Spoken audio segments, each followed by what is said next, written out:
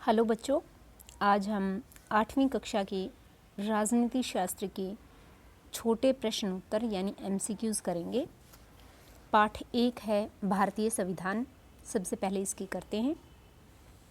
प्रश्न 1, मूलभूत शब्द से क्या अभिप्राय है, मौलिक या आवश्यक। दूसरा प्रश्न है, नेपाल की जनता नया संविधान क्यों चाहती थी, लोकतंत्र की स्थापना के लिए। प्रश्न नंबर 3, राज्य क्या होता है, ऐसी राजनीतिक संस्था जो निश्चित भूभाग पर रहने वाले लोगों का प्रतिनिधित्व करती हो। प्रश्न 4, सरकार क्या काम करती है, सरकार कानून बनाती है और उन्हें लागू करती है। प्रश्न 5, निम्नलिखित में से परिस्थितियों में कौन से मौलिक अधिकारों का उल्लंघन हो रहा है। ये 4 स्थितियां दी गई हैं और इसमें आपको बताना है कि इसमें कौन से मौलिक अधिकार का उल्लंघन हो रही है। तो एक है, यदि 13 साल का बच्चा कालीन के कारखाने में मजदूरी करता है तो ये कौन से मौलिक अधिकार का उल्लंघन है, ये है शोषण के विरुद्ध अधिकार का उल्लंघन। अगला पॉइंट है, यदि किसी राज्य का नेता दूसरे राज्य के लोगों को अपने राज्य में काम करने से रोकता है तो ये किस अधिकार का उल्लंघन है, ये है स्वतंत्रता के अधिकार का।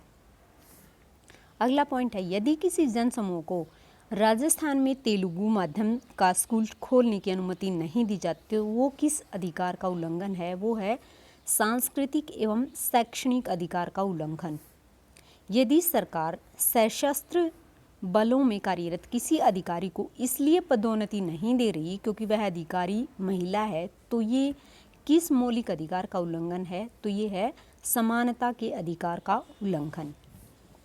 अगला प्रश्न है, नेपाल में लोकतंत्र की स्थापना कब हुई, 2006 में। प्रश्न 7, नेपाल के लोगों ने संविधान कब बनाया, 2015 में। लोकतंत्र की स्थापना तो 2006 में होगी थी, लेकिन संविधान कब बनाया था, 2015 में।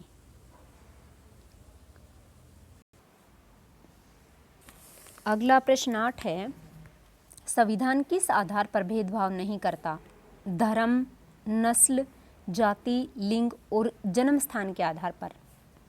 प्रश्न 9 है, कोई भी ताकतवर समूह किन्हीं दूसरे लोगों के खिलाफ ताकत का इस्तेमाल न कर सके, यह कार्य किसका है, संविधान का। प्रश्न 10 है, संविधान सभा के कुल कितने सदस्य थे, 300। संविधान सभा का गठन कब हुआ, 1946 में। अगला प्रश्न है, संविधान सभा ने संविधान को बनाने में कितना समय लगाया, 2 वर्ष 11 महीने और 18 दिन। प्रश्न 13 है, भारतीय संविधान का जनक किसे कहा जाता है, डॉक्टर भीमराव अंबेडकर को। प्रश्न 14 है, भारतीय संविधान का कौन सा खंड उसकी अंतरात्मा है, मौलिक अधिकारों वाला खंड। प्रश्न 15 है, मौलिक अधिकारों की कुल संख्या कितनी है, 6। समानता का अधिकार, स्वतंत्रता का अधिकार, शोषण के विरुद्ध अधिकार, धार्मिक स्वतंत्रता का अधिकार, सांस्कृतिक और शैक्षणिक अधिकार और संवैधानिक उपचारों का अधिकार। मौलिक कर्तव्यों की संख्या कितनी है, मौलिक अधिकार 6 थे और मौलिक कर्तव्य हैं 11। अगला है प्रश्न 17, अंतिम, भारत के पड़ोसी देश कौन कौन से हैं। भारत के पड़ोसी देशों में हैं बांग्लादेश, भूटान, नेपाल, श्रीलंका, पाकिस्तान, चीन और अफगानिस्तान।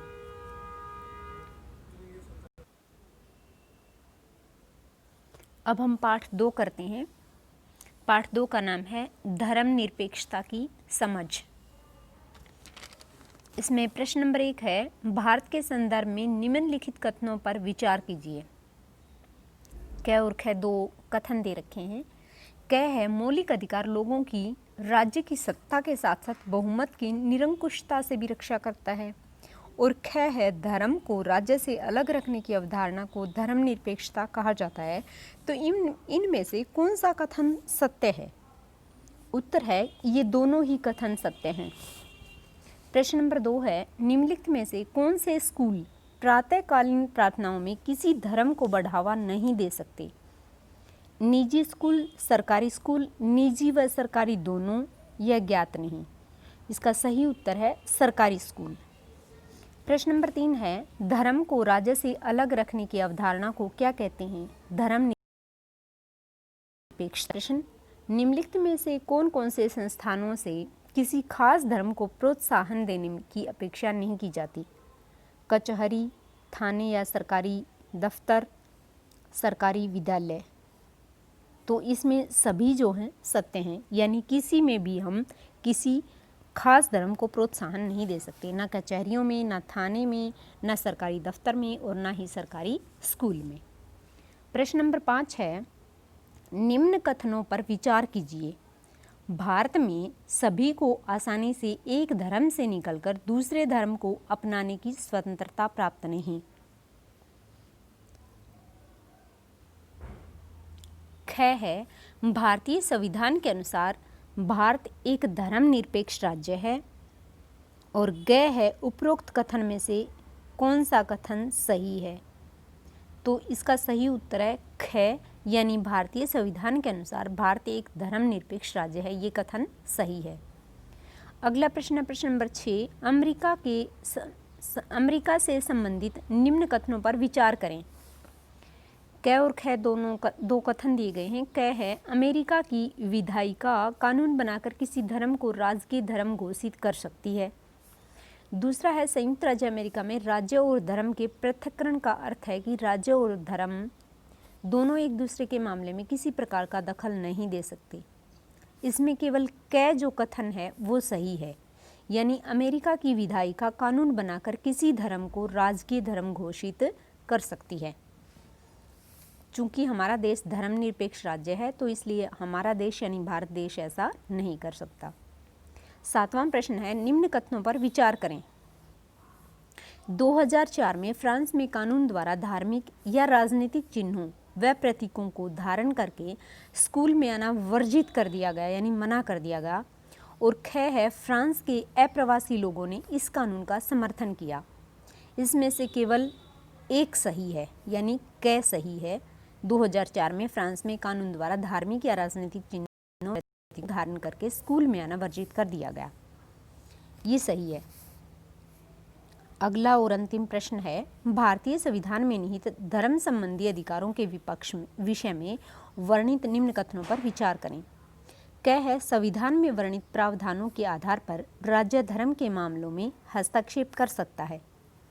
दूसरा है, भारतीयों को प्राप्त मौलिक अधिकार धर्मनिरपेक्षता के सिद्धांतों का विरोध करते हैं। इसमें भी केवल क सही है। संविधान में वर्णित प्रावधानों के आधार पर राज्य धर्म के मामलों में हस्तक्षेप कर सकता है, ये सही है। और इसी के साथ ही दूसरा पाठ पूरा हुआ। अब हम तीसरा पाठ करेंगे। पाठ 3 है, हमें संसद क्यों चाहिए।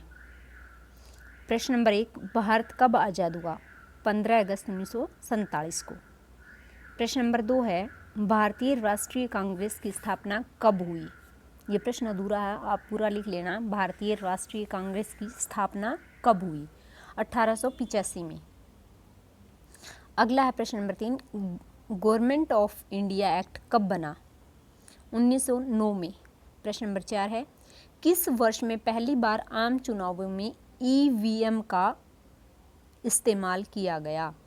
यानी जो मशीन द्वारा अंगूठा लगाकर जो चुनाव होते हैं उसकी बात है ये 2004 में हुआ था। तो सबसे पहले ईवीएम का इस्तेमाल कब हुआ था? 2004 में। 5वां प्रश्न है, लोकतंत्र का प्रस्थान बिंदु किसका विचार होता है? सहमति का विचार। प्रश्न 6 है, सहमति का क्या अर्थ है? सहमति का अर्थ है चाह, यानी इच्छा, स्वीकृति और लोगों की हिस्सेदारी। 7वां प्रश्न है, लोकतंत्र में सबसे महत्वपूर्ण कौन होता है? व्यक्ति या नागरिक? सबसे महत्वपूर्ण होते हैं। प्रश्न 8, व्यक्ति सरकार बनाने की मंजूरी कैसे देता है? चुनाव में वोट डालकर। प्रश्न नंबर 9 है, जनता द्वारा चुने गए सभी प्रतिनिधियों के समूह को क्या कहते हैं? संसद। प्रश्न 10, संसद किसको नियंत्रित व मार्गदर्शन करती है? सरकार का।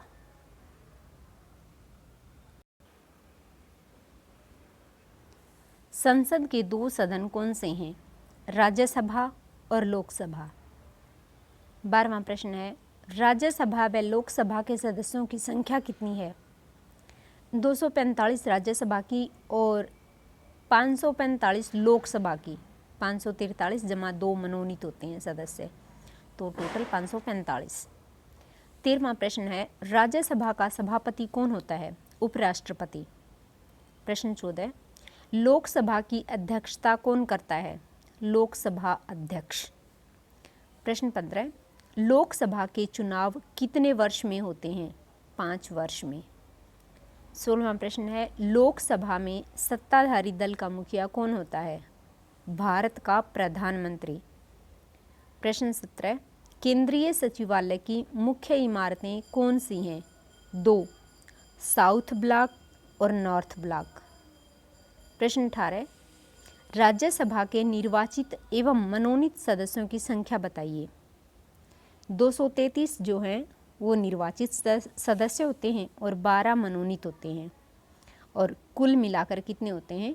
245, जबकि लोकसभा के 545 होते हैं, जिनमें से 543 निर्वाचित सदस्य होते हैं और 2 मनोनीत होते हैं। ये दूसरा पार्ट भी हमारा, तीसरा पार्ट भी हमारा कंप्लीट हुआ। अब हम चौथा पार्ट करेंगे।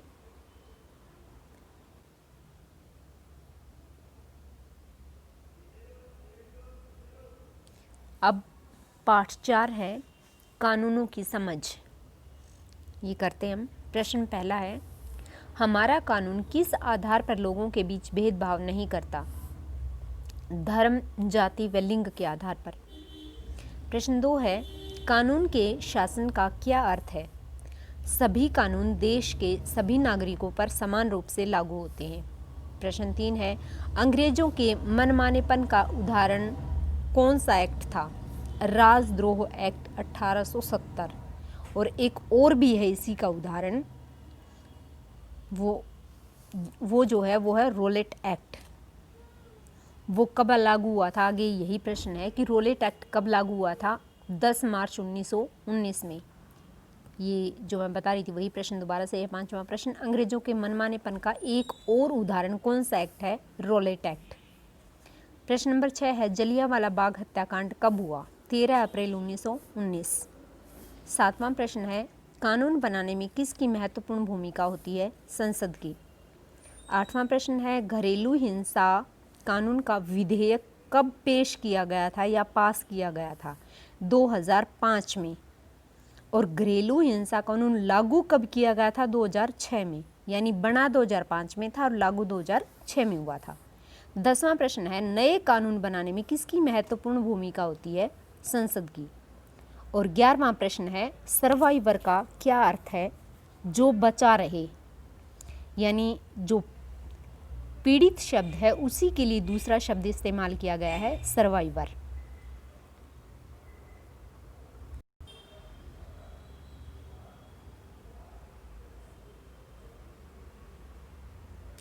प्रश्न नंबर 12 है, घरेलू हिंसा कानून कैसा कानून है? दीवानी कानून। 13वां प्रश्न है, किसी भी कानून पर विवाद कब खड़ा होता है? जब कोई कानून एक समूह की हिमायत करता है और दूसरे समूह की उपेक्षा करता है, तब जो है विवाद खड़ा होता है। प्रश्न 14 है, किसी भी कानून पर विवाद के हल के लिए किसकी शरण में जाते हैं लोग? तो वो जाते हैं अदालत की शरण में। 15वां प्रश्न है, आलोचना का क्या अर्थ है? किसी व्यक्ति या चीज में कमी निकालना या उसे अस्वीकार कर देना आलोचना होता है। 16वां प्रश्न है, 1870 के राजद्रोह एक्ट को राष्ट्रवादी नेता मनमाना कानून क्यों मानते थे? क्योंकि लोगों को गिरफ्तारी से पहले वजह नहीं बताई जाती थी कि तुम्हें किस वजह से गिरफ्तार किया जा रहा है, और उन्हें बिना मुकदमा चलाए जेल में डाल दिया जाता था। इसलिए इस कानून को क्या कहते थे? मनमाना कानून।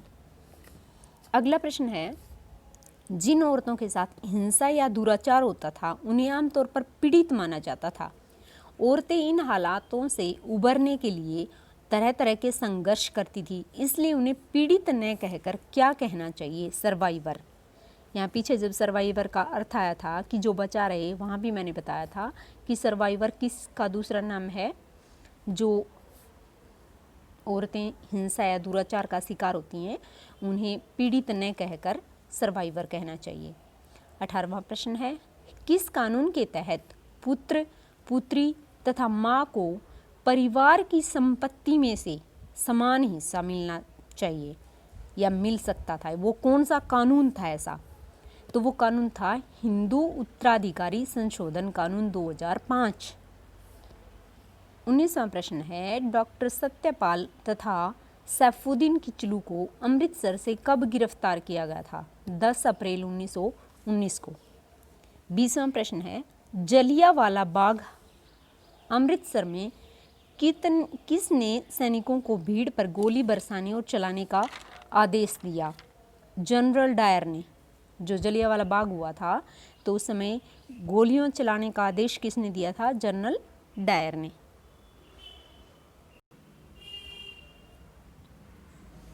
अगला प्रश्न, प्रश्न नंबर 21 है, किस कानून के तहत कोई भी व्यक्ति अंग्रेज सरकार का विरोध या विद्रोह करने पर बिना मुकदमा चलाए जेल में भेजा जा सकता था? ये था राजद्रोह एक्ट 1870। अगला 22वां प्रश्न है, संयुक्त राज्य अमेरिका में नागरिक अधिकार कानून कब पास किया गया? 1964 में। 23वां प्रश्न है, रोजा पार्क्स कौन थी? अफ्रीकी अमेरिकी महिला। और 24वां और अंतिम प्रश्न है, 1 दिसंबर 1955 को रोजा पार्क्स ने श्वेत व्यक्ति के लिए क्या छोड़ने के लिए मना कर दिया? बस में सीट। ये बस में बैठी हुई थी और श्वेत जो व्यक्ति था उसने इसको बोला कि आप सीट छोड़ दो, और इसने मना कर दिया क्योंकि ये अफ्रीकी महिला थी तो वहाँ असमानता का व्यवहार होता था, लेकिन इसने उस सीट से, बस में सीट से उठने के लिए मना कर दिया गया था। तो इस तरह से ये पार्ट 4 पूरा हुआ।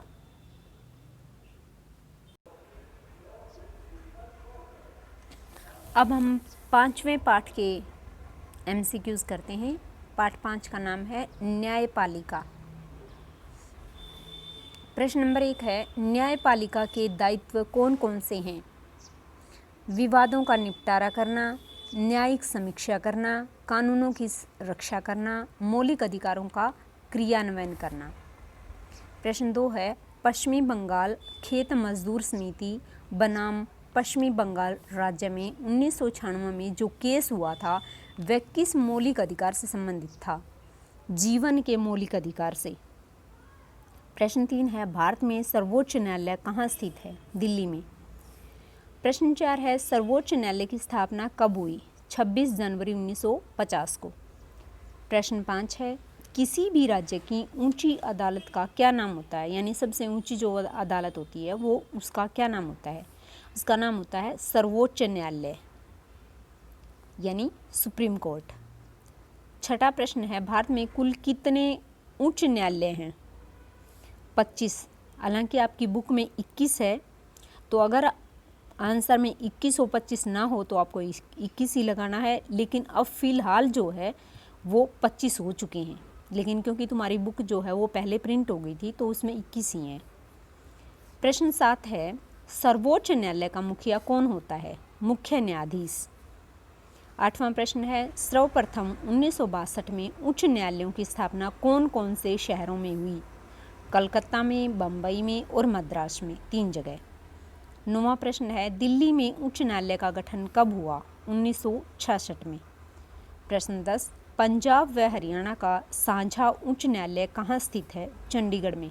यानी जो चंडीगढ़ उच्च न्यायालय है वो चंडीगढ़ का भी है, पंजाब का भी है और हरियाणा का भी है, तो ये कॉमन है, एक साझा है।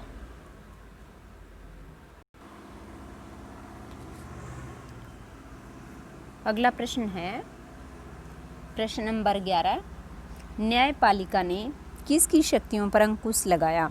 कार्यपालिका और विधायिका। 12वां प्रश्न है, ट्रायल कोर्ट या जिला न्यायालय, अतिरिक्त सत्र न्यायालय, प्रधान न्यायालय मजिस्ट्रेट, मेट्रोपॉलिटन मजिस्ट्रेट, सिविल जज न्यायालय, ये किसके अलग अलग नाम हैं? ये नाम हैं अधीनस्थ अदालतों के। जो अधीनस्थ अदालतें हैं उनके ये अलग अलग नाम हैं, इतने सारे। ट्रायल कोर्ट, जिला न्यायालय, अतिरिक्त सत्र न्यायालय, प्रधान न्यायालय मजिस्ट्रेट, मेट्रोपॉलिटन मजिस्ट्रेट, सिविल जज न्यायालय। ये जल नहीं है, जज है। अगला प्रश्न है 13वां प्रश्न, चोरी, दहेज के लिए और औरत को तंग करना या हत्या करना कौन से कानून के अंतर्गत आती हैं? ये क्रिमिनल लॉ यानी आपराधिक या फौजदारी कानून के अंतर्गत आते हैं। और जबकि अगला प्रश्न देखिए, जमीन की बिक्री, चीज़ों की खरीदारी, किराया, तलाक आदि व्यक्ति विशेष के अधिकारों का उल्लंघन कौन से कानूनों के अंतर्गत आता है? तो ये है दीवानी कानून या सिविल लॉ के अंतर्गत। अगला प्रश्न है, भारत के संविधान के अनुच्छेद 21 किस से संबंधित है? जीवन के मौलिक अधिकारों में भोजन का अधिकार शामिल करना। तो इसका मतलब ये हुआ कि जो हमारा मिड डे मील है वो किस अनुच्छेद में से संबंधित है? ये है अनुच्छेद 21 से संबंधित। 16वां प्रश्न है, भारत के संविधान में कितने मौलिक अधिकार हैं? 6। और मौलिक कर्तव्य कितने हैं? 11। प्रश्न 17 है, दो न्यायालयों के बीच के विवाद को कौन सा न्यायालय सुलझाता है? उच्चतम न्यायालय। 18वां प्रश्न है, भारत में किसका राज चलता है? लोगों का, क्योंकि एक लोगो है ना, ध्यान हो कि जो भारत का जो राज्य है वो भारत के लोगों का, भारत के लोगों के लिए, भारत के लोगों द्वारा चुना हुआ है। तो इसलिए जो है ये क्या कहा गया कि भारत में किसका राज है? लोगों का राज है। 19वां प्रश्न है, सर्वोच्च न्यायालय ने जनहित याचिका यानी PIL की व्यवस्था कब की? 1980 के दशक में।